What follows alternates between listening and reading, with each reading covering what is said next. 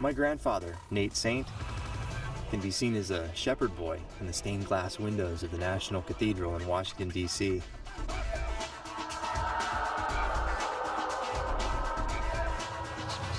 He'd modeled for his father, Lawrence Saint, who was commissioned to create many of the panels, including the Great Rose Window.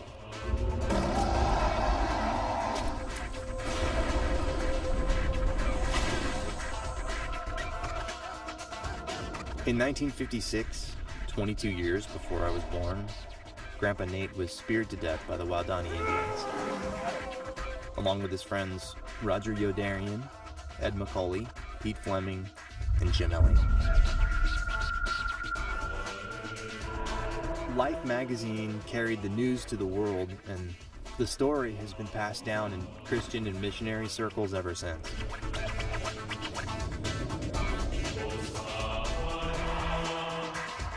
Some say the event sparked a worldwide rededication to the mission field.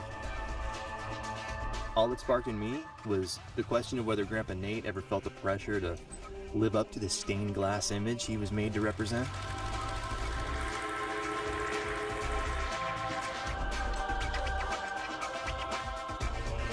When I was the same age that Grandpa Nate had been when he posed for his father, I was projecting a somewhat different image to my own. Because unlike my illustrious grandfather, I never knew what I wanted to be when I grew up. My name is Jesse Saint.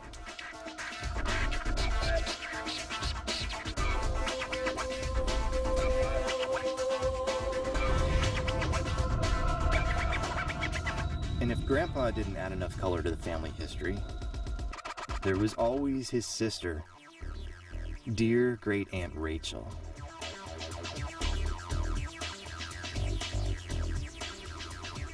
As she lived most of her life in the rainforest with the same tribe who had killed Grandpa Nate and his friends.